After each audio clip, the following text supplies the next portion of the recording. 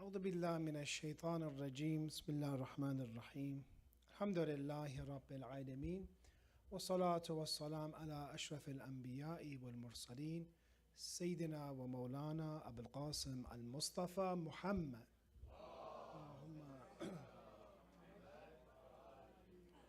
وعلى أهل بيتي الطيبين الطاهرين ولعنة الله على أعدائهم إلى قيام يوم الدين.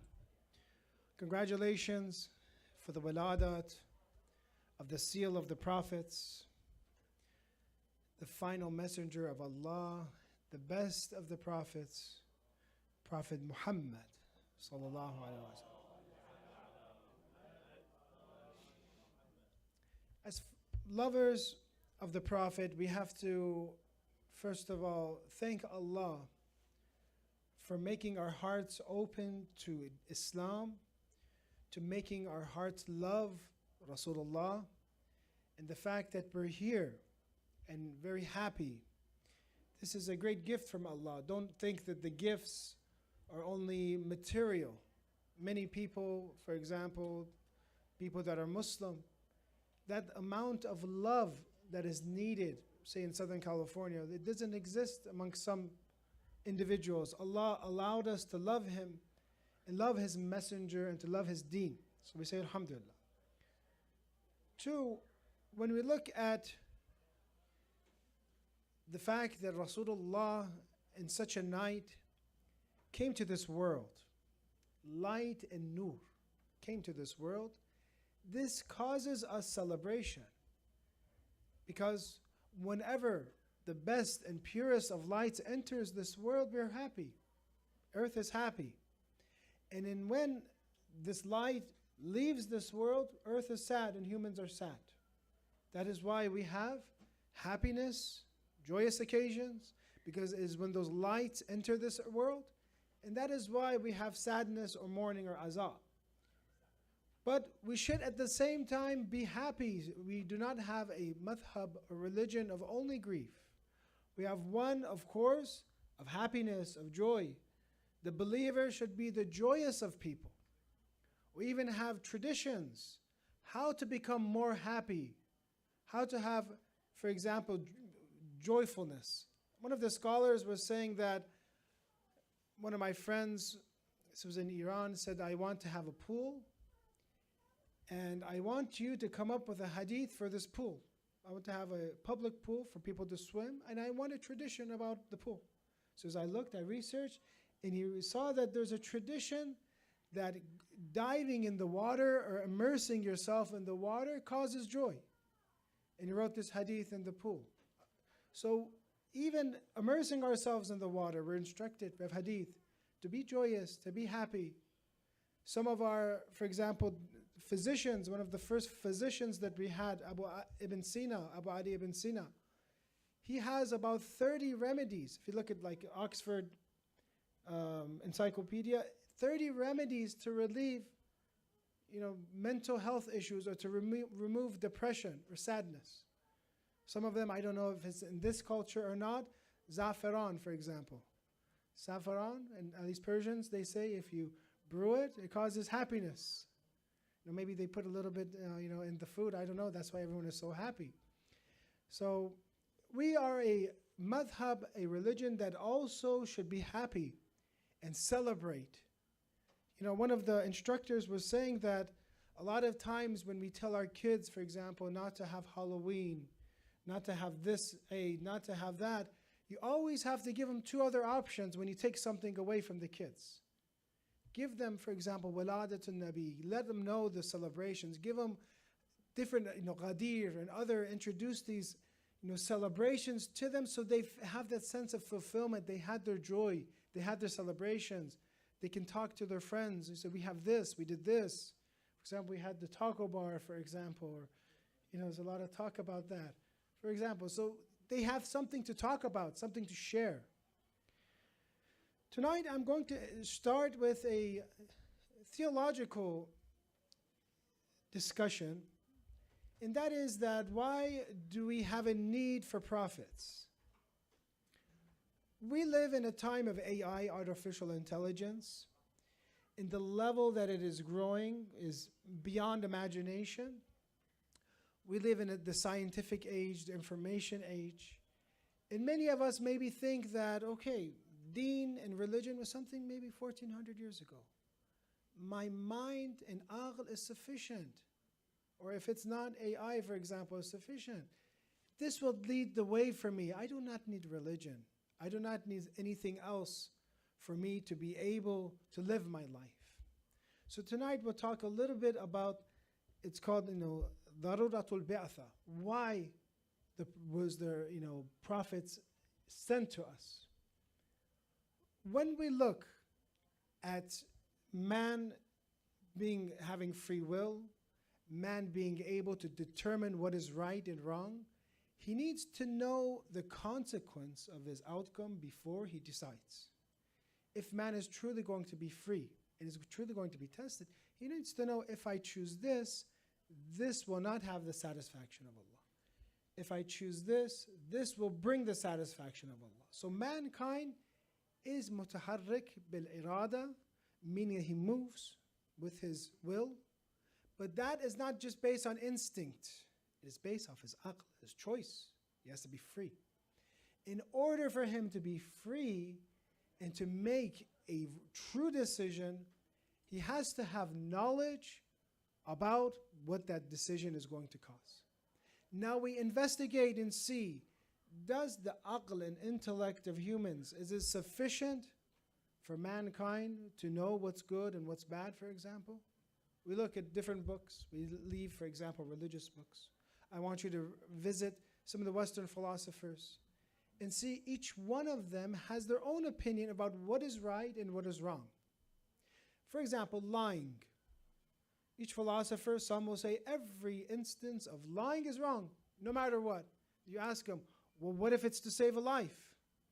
Is that wrong, to lie to save a life? They say, yes, even that.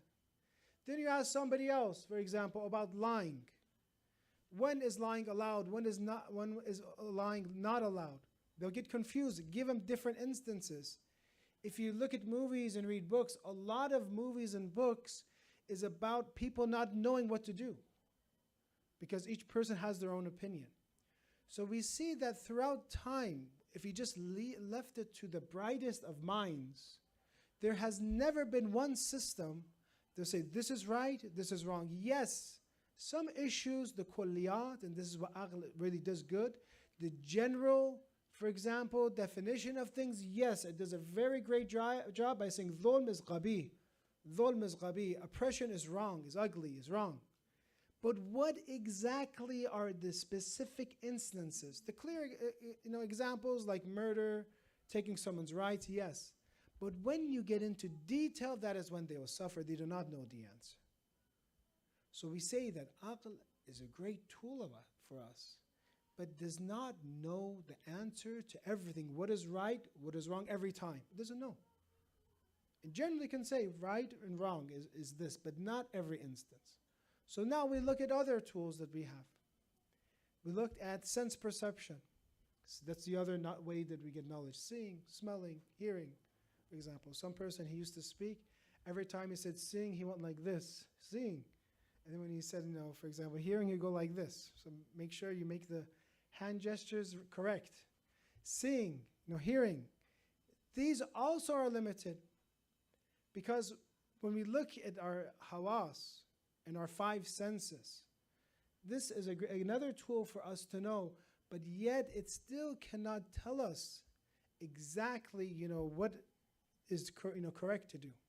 One of the scholars was saying that this type of knowledge by sense perception, by seeing, is a knowledge that is shared by animals.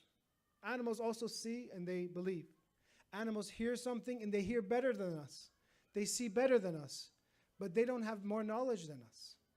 So even animals have this form, but it is not sufficient for us to know what is the path to God. How can I get close to Allah after we prove this? So therefore, logic demonstrates and demands that besides aql, which is very good, but still needs a supplement, and besides hawas, or sense perception, we need something else for us to be able to make a conscious decision. And that is wahi, revelation. Revelation tells us this is where God's anger is, this is where God's happiness is. This is the program for you to do. If you want to follow it, you reach sa'adat, happiness. If you do not, you reach shaqawat and you become miserable. So the path has to be clear. When we believe in a wise God, caring God, He has to show us a path. Because mankind has been confused. If we look at the laws in the state, in this country, every year the laws are changing. Every year something was forbidden. For example, you have prohibition, for example. Then you have the removed prohibition. You have, for example, even when it comes to clothing, right? If we just rely on aql and sense, clothing, what is good clothing? What is bad clothing? If you take pictures, sometimes I look at this. Look at, for example, Santa Monica Beach, 1900s, 1800s. You know, Santa Monica was very, very old. They have pictures of it. Malibu, for example, because it's very old.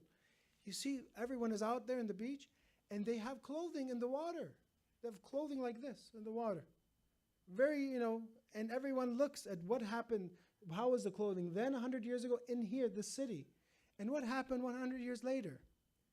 Well, what happened? The aql thinks this is correct now, which is wrong. It's making a mistake. No, it thinks because it doesn't have that ability to identify things with a certainty, with detail. It can just say, for example, haya is good, but what is haya? What is modesty?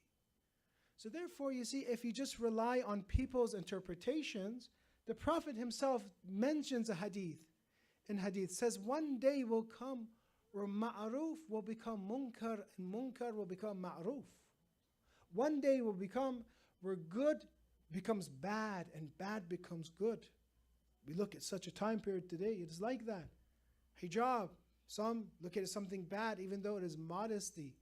And going to the beach in that way, that people say, oh, for example, look at them, that's good. But in reality, it is bad. So therefore, we need to know the path. And we cannot rely just on with people's intellect.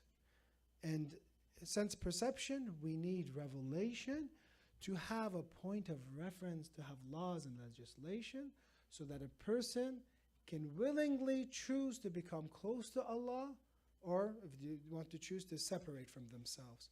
So this is one of the proofs that the theologians talk about, Ahlul-Beyt, that we need revelation. And we see that how impactful this revelation was in Mecca.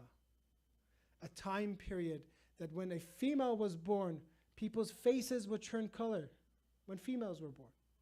Then our Prophet came and mentioned how good it is to have a daughter, how much reward there is if you have 3 daughters, for example. He completely changed that.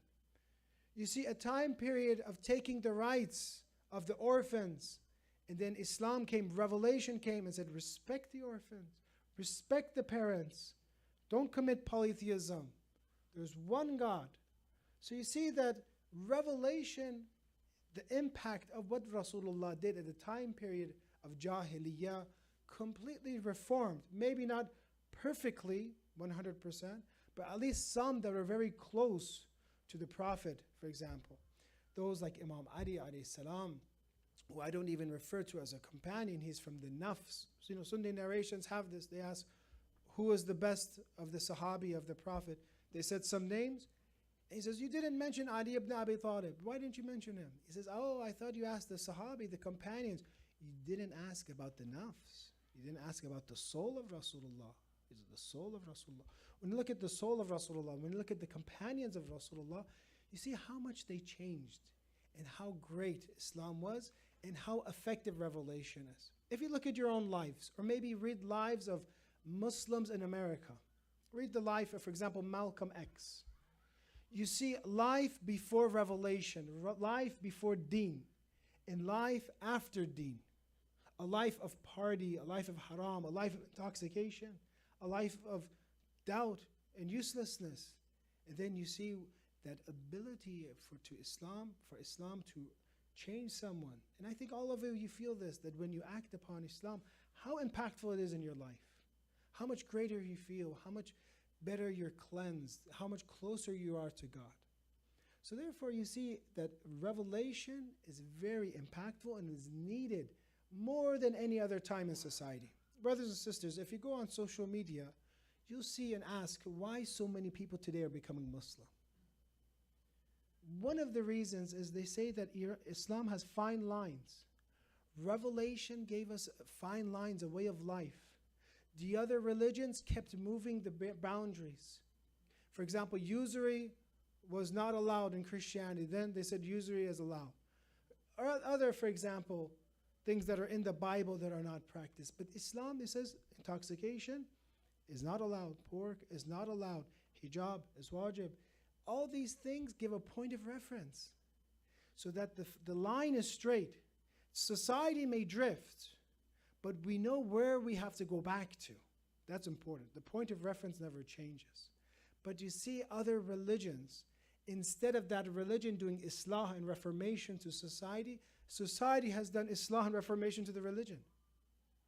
So therefore we see the need of pure, unchanged Islam. How? The Islam of Prophet Muhammad sallallahu alaihi wasallam.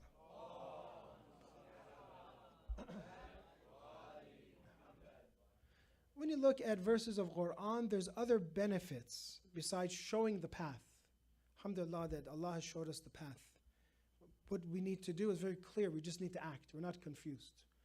Usually every instance you have a ruling from the hadith, from Quran, from the jurists. They give you a ruling. You're not confused. What should I do? What should I do? You can ask. It's clear. Other benefits of Ba'tha. Quran mentions وَذَكِّرْ فَإِنَّ الذِّكْرَى تَنْفَعُ الْمُؤْمِنِينَ, and to warn or to make people have, remember again, admonish. For admonition, indeed benefits the faithful. One benefit of revelation is dhikr, is remembrance. Brothers and sisters, the way that Allah has engineered us, created us, He has created us to love Iman, Quran mentions, and to hate fusuq, to hate corruption. When you come to revelation, revelation for you is telling you exactly what your soul and heart is already programmed to believe. Many times you tell this beautiful religion, this revelation to non-Muslims, and they hear it and they say, that's the way God is. That's the way I know Allah is. When you tell them in the monotheistic way, it's like, for example, let me give you an example. You had a childhood friend, maybe in the 3rd, 4th grade or whatever, and I start giving you descriptions about, for example, they had glasses like this, they're, a little bit nerdy or something, or, they talked a lot in class or something. You give them descriptions, they say, that's him, that's Jacob, for example, that's whoever, my classmate. Inshallah, now it's, Ali or Muhammad in Islamic schools, but let's just say it's Jacob. So sometimes you cause people to remember something that is in their mind. Islam is a remembrance. You speak about Allah, you say, for example, tell a non-Muslim this verse, لَيْسَ كَمِثْلِهِ شَيْءٍ. Nothing is like him. So, that's Allah, because it's in the fitrah. It's in me already. I'm just giving it life again. I'm removing all that dust, all that, forgetfulness. So, that's Allah, for example. وَهُوَ عَلَى كُلِّ شَيْءٍ قَدِيرٌ. He has power over everything. Oh yeah, that's not Allah. أَلَيْسَ اللَّهُ بِكَافٍ عَبْدًا. Isn't Allah sufficient? He is sufficient for everything. Or Quran mentions, قُلْ هُوَ اللَّهُ أَحَدٌ Allahu Samad. He is one. He is Samad. One of the interpretations, He is the eternal refuge. Meaning everything, all existence goes back to Allah, because Allah provides its existence. Every millisecond you're getting existence from Allah. He is Samad, so therefore everything goes back to Allah. Everything seeks refuge in Allah. Then you say, that is God. So you see, revelation, another benefit is we're already programmed to be a monotheist, to believe in prophets, to believe in the hereafter. Revelation, again, reminds the person, I didn't know, I forgot. That's how I was programmed. 2, it gives us revelation, how Quran mentions, indeed we have sent for you the truth as a bearer of good news and as a warner, bashiran wa nadhira. Revelation also is a warner. revelation has come to warn us about a fear that you already had in you, that fear of the hellfire, that fear of disobedience of Allah. Fear everyone. If we talk to them about hellfire, you see what a natural concept it is in people, because it's already programmed in us. And sometimes we take it so lightly. We live our lives, we treat each other however we want. We pray, we don't care too much, but we don't know that there's a fire underneath me that I can go in. Just because I'm Muslim doesn't mean I'm saved from the fire. Doesn't mean that. That's not what our deen says. God forbid I can commit dhulm and oppression, I will be punished for it. One of our speakers was speaking, Sheikh Ja'far Shushtari, and said, I smell fire. He said, there's fire, I smell fire. He said, everyone started wondering, fire is a big deal, especially when he would speak, 10,000 people would come, thousands of people. They start standing up, rushing, fire, fire. And then he told them, he says that I am Ja'far Kadhab. I am the lying Ja'far. I just wanted to prove a point to you. Right now I said fire. Imagine right now if I say there's a snake here, or in the sister section there's a mouse, for example, or something like that. And everyone starts running. We're in the brother section, mouse, let's be fair.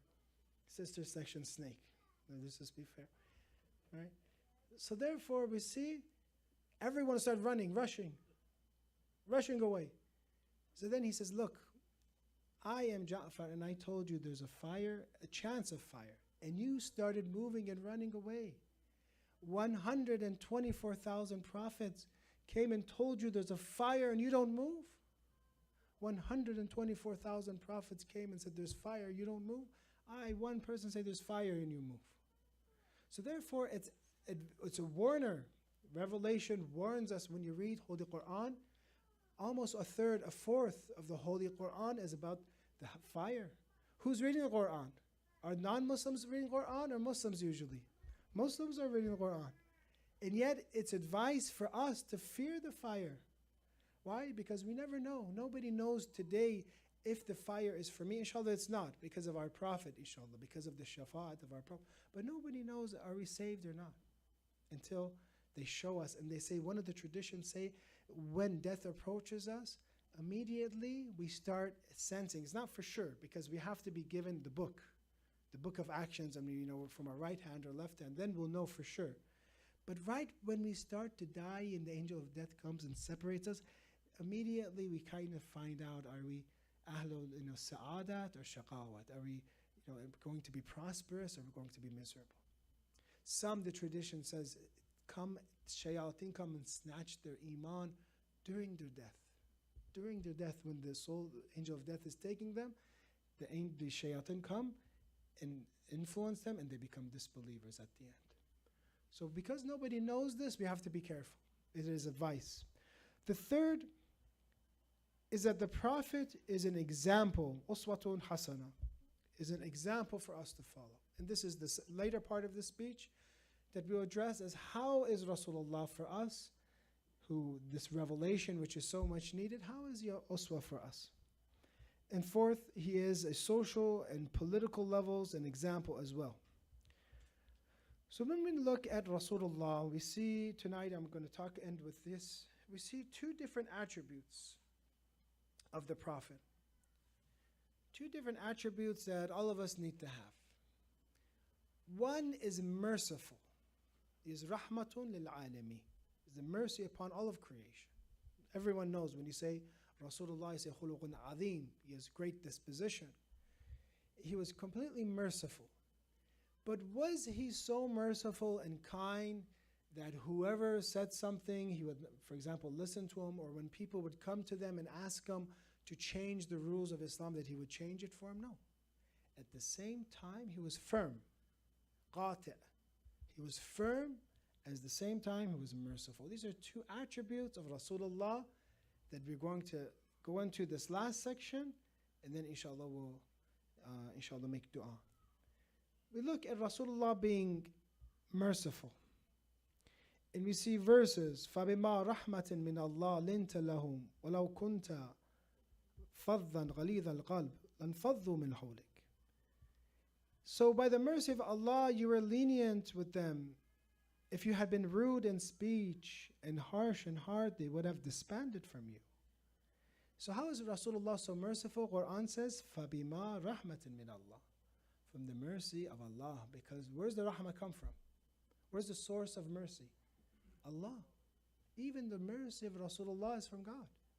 Prophet Musa alayhi salam, they say one day, he asked Allah, he saw a mother taking the child in a dangerous area. Mother was putting herself in danger for child.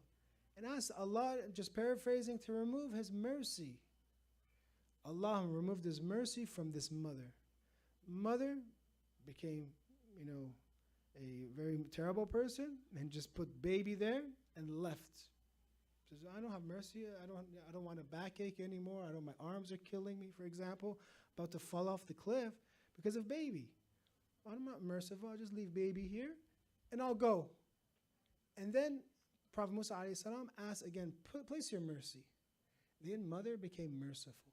Even that mercy that our mothers had for us and that mothers have, which is one of the most genuine and pure types of mercy, it comes from God. It's from the attribute of the rahmah of Allah. So therefore we see that this attribute of rahmah is one that we also need to instill. The Prophet had 5 attributes, that habits that he says in the tradition. Allama Majlis in Hayatul Qulub mentions that as long as I live, I will have 1, to eat sitting down with servants, to live and eat with the poor. 2, to ride a pony without a saddle, to live in a very humble way.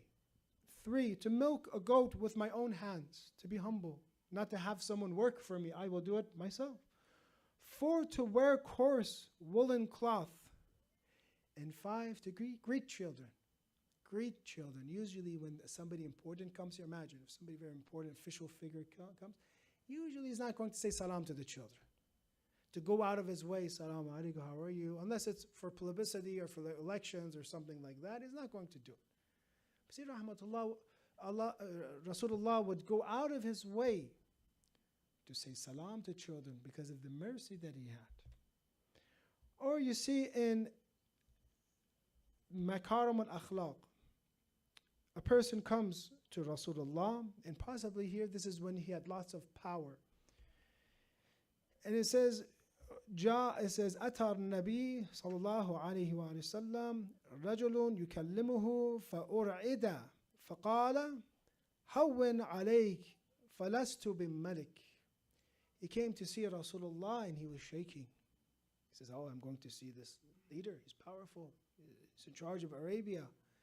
Rasulullah mentions to him to be easy. I'm not a king. I'm not a king. Speak, don't be nervous. His rahmah had mercy. Or you see in Fathul Mecca, when he conquers Mecca in the 8th year, after so many of his family members were killed and martyred, after he was deprived for 13 years in Mecca, now it's his turn. 8 years of Hijrah, 13 years of Mecca, 21 years, something like that. Now it's his time to get revenge. Go and get him, get Abu Sufyan, get him, get all these people that harmed you, killed Hamza, Sayyid al-Shuhada, for example, get them. And mention, Yawm Yawmun Marhama. Today is the day of mercy. Today is the day of forgiveness. Free them. He freed them. Or the tradition on the sheath of the sword of Rasulullah, the scabbard of the sword of Rasulullah. When a person wants to fight or battle, usually they put the most manly, macho, or for example, courageous slogans on either their gun or their sword, right? To show people, like, who I am. Rasulullah had 3 statements in the tradition. وجد في ذؤابة سيف رسول الله صحيفة فيها. 3 things he had. What do you think he had on the sheath or scabbard of his sword? Because usually sword is used for military purposes. It's actually akhlaq and ethics. Sil man qata'ak. Sil man qata'ak. Connect to that person who has disconnected with you. That family member, that brother, that sister, That doesn't something happen with you, you don't want to talk to them anymore, or at least they don't want to talk to you. Rasulullah mentions on his sword, Sil man qata'i. Reapproach them, go back to them, be humble and say, is everything okay? 2, wa'ti man haramak. On the sword of Rasulullah, sheath of the sword. Give to he who has deprived you. Have you ever been deprived by someone?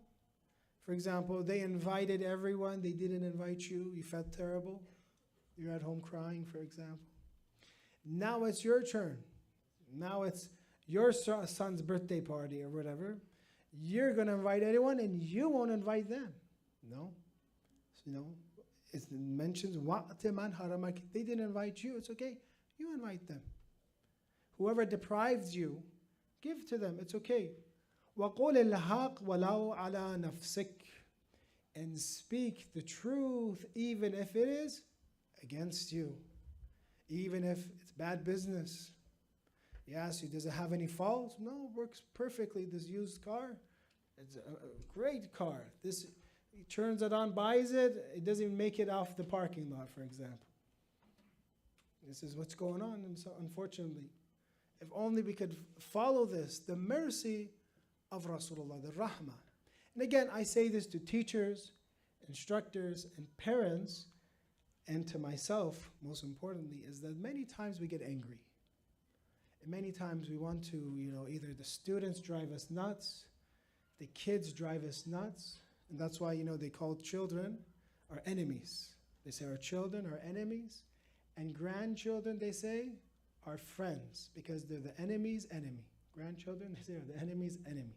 Whatever, your kids did to you, they do to them.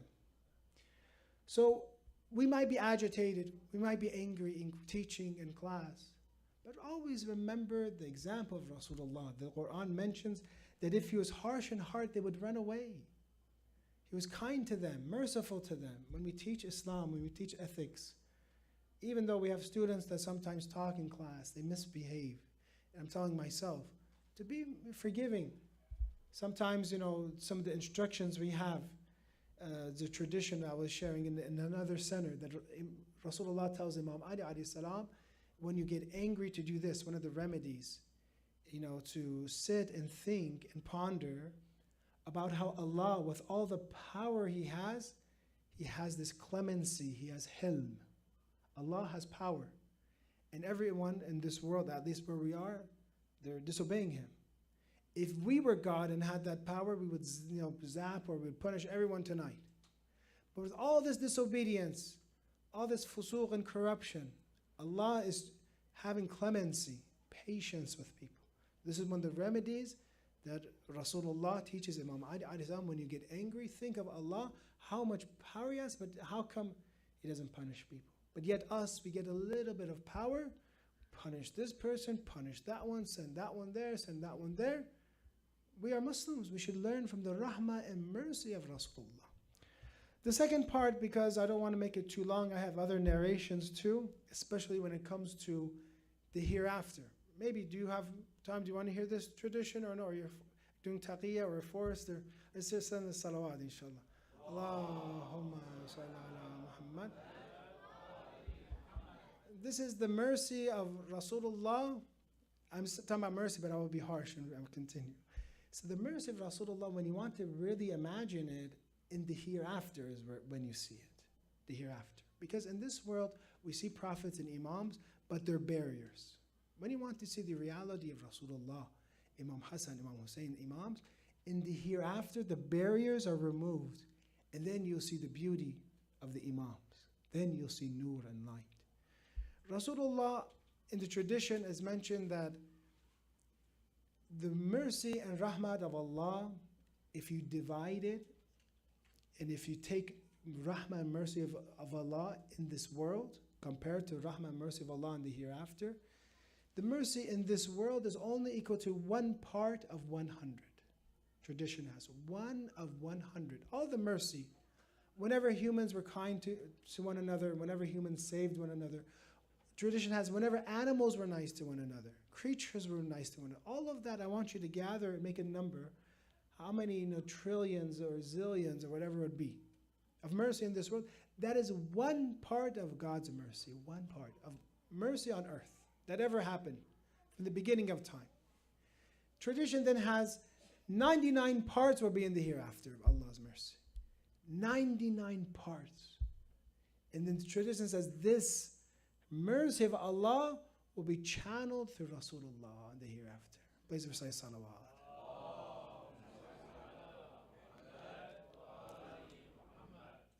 That's why Imam Ali alayhi salam mentions and says that you think that this verse is the most merciful verse. He says, you think this verse is the most merciful. قُلْ يَا عِبَادِيَ الَّذِينَ أَصْرَفُوا عَلَىٰ أَنفُسِهِمْ لَا تَقْنَطُوا مِنْ رَحْمَةِ اللَّهِ. You think those that you sinners don't have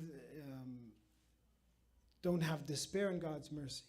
You think this verse, which is a very important verse in Shahr Ramadan, many of the speakers, they talk about the mercy of Allah, not to have despair when you sin.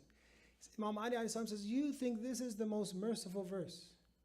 Then Imam Ali brings another verse of Quran, and I want you to think, is there a verse that is more merciful than this? قُلْ يَا عِبَادِيَ الَّذِينَ أَصْرَفُوا عَلَىٰ أَنفُسِهِمْ. Those, God does khitab to the sinners in this verse. It says, oh my servants who has transgressed, not to the pious.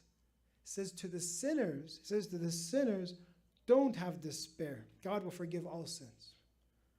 It says, yes.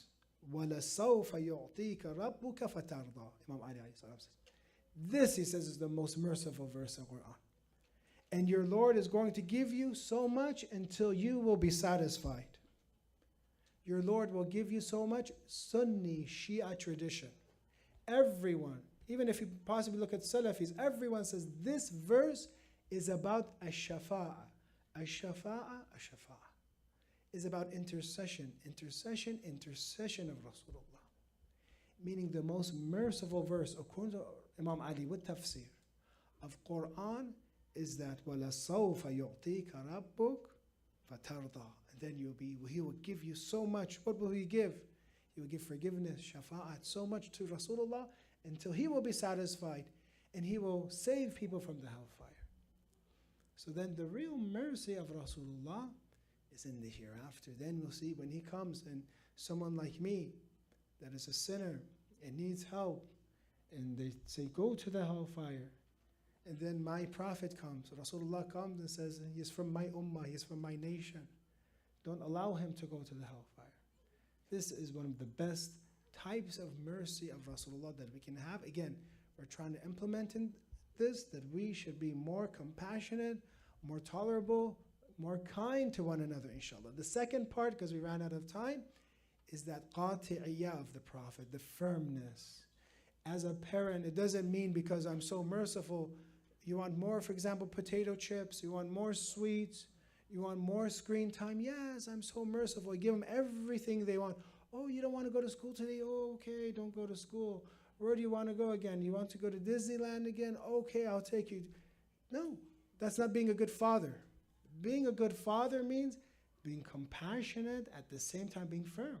Or being a good mother, not just fathers, mothers. Being compassionate but having a plan. Being firm, not again in a way that you scare that poor person, but you're firm, you have a set guidelines and you stand by those, because those guidelines is what changes a person and causes them to reach Kamal. The Quran mentions, Ya ayyuhan nabi, ittaqillah wa la tuti'il kafirin wal munafiqin. O Prophet, obey. Fear God and do not obey the disbelievers and hypocrites. You cannot obey them. He's not so flexible that whenever they say, come to him, say, yes, whatever you want, yes. He was also firm. Rasulullah was firm. When it came to the defense of people, when it came to huququn nas, I'll end with this tradition from Imam Ali in Quran al-Hikam, that Imam Ali alayhi salam and the Prophet were very firm when it came to the rights of people. And you see what is happening in the world today, in devastation and genocide, how sad it makes Rasulullah and Imam Ali alayhi salam when you look at this tradition. جعل الله سبحانه حقوق عباده مقدمة لحقوقه. Allah has made the rights of the people the prelude to His rights. The rights of the people are a muqaddama, are a prelude to his own rights. حقوق الناس. فمن قام بحقوق عباد الله كان ذلك مؤديا إلى قيام بحقوق الله. Therefore, whoever fulfills the rights of Allah's servants ends up fulfilling Allah's rights. So if we want to obey Allah, we have to fulfill and give people their rights and help them. Inshallah, one day we will help all of those that are oppressed, and we will learn from Rasulullah that inshallah we can be merciful and that we can also be firm in the same way, inshallah, and have a good balance of this, either as leaders, as fathers, as mothers, and as even students, that you can take these two attributes of Rasulullah, inshallah, implement it in your life. We ask Allah, inshallah, to bless the soul of all of our departed, especially those, Sayyid Hajjar and all of those that have helped in this masjid that are not here anymore. Bless the souls of all of your family members. Allow us to have the shafa'at intercession of Rasulullah. Allow us to be good Muslims. Allow us to be Muslims that understand the need of revelation and wahi. Expedite the return. Today was the day of Friday. Expedite the return of Baqiyatullah and the Avenger al-Muntaqim that will seek revenge from A'da'illah, the enemies of Allah. Please recite salawat ala Muhammad wa ali Muhammad.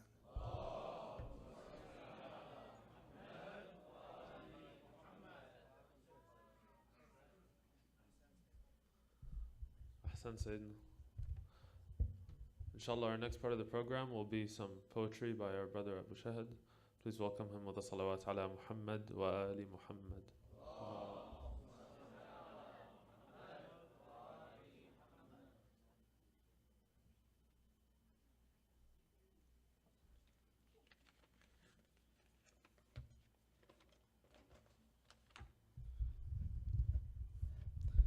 أفلح من صلى على محمد وآل محمد.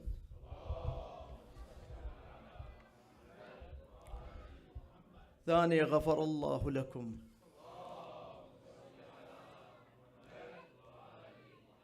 ثالث على حب محمد وآله بأعلى أعلى أصواتكم.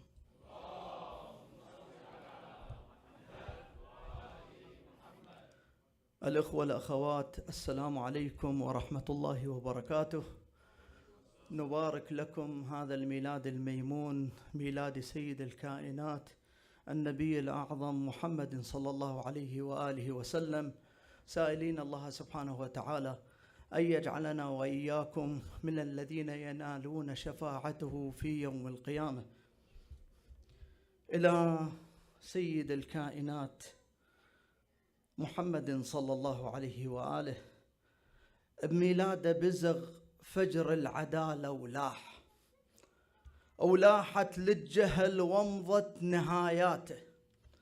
عليه صلى الإله وصلت الأملاك، وسجد كل الملك بالشكر سجداته. فز من غفلة الشيطان ظل مرعوب، ما يدرج جرى لو زاد غفلاته. وصارت بالخبر نار المجوس رماد، من هبت عليها طياف نسماته.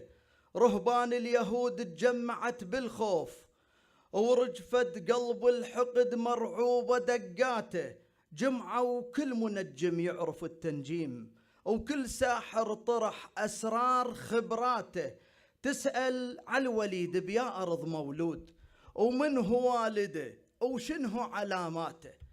تسأل على الوليد بيا أرض مولود، ومن هو والده وشنه علاماته. ومن عرفه محمد شرف الكونين، حرقتهم حرق أنوار شاراته.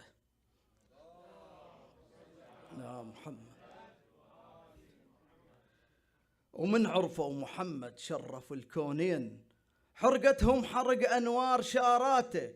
ومعبدهم تضعضع بالخبر وانهار، واهتزت من عرجها أركان ثاياته. تاريخ الولادة تشرف التاريخ، ولو مال مصطفى كظلم صفحاته. حبيب الله محمد سيد الأكوان، من نور الجلالة تلالي وجناته.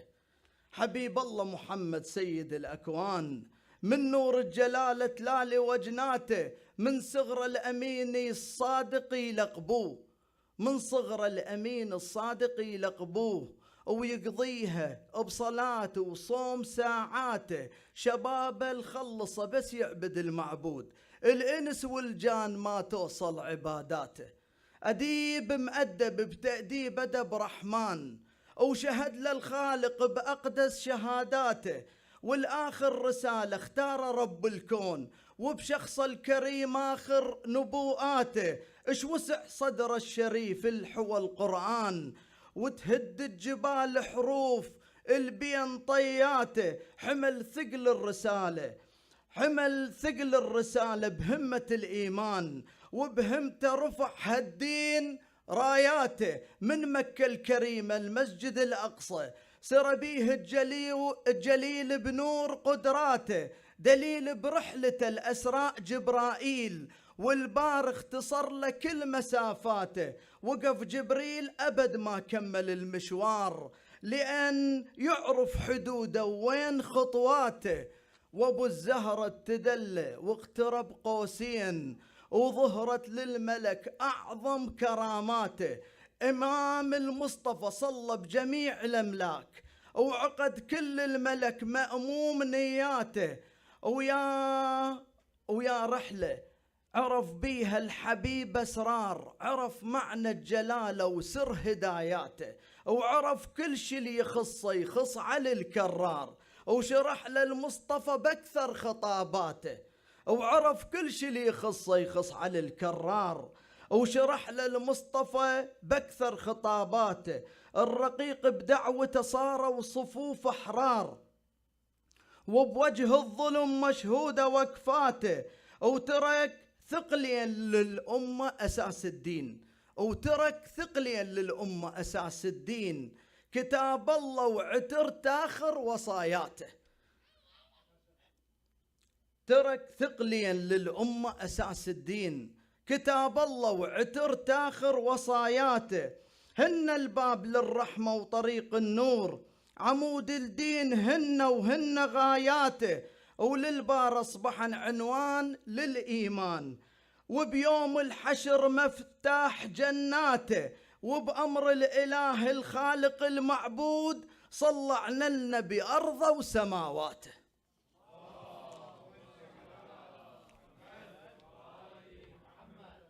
أديب الله محمد كامل التكوين، تلميذ الجلالة بمدرسة قدرة، علي صلى الإله وأسرى بي جبريل من مكة العظيمة القبة الصخرة. ابن خير الأمم ومشرف التاريخ، الأمين الصادق يسمونه من زغره. نبي موسى بطوى من كلم المعبود، اخلعنا على رجلك ربك أمره.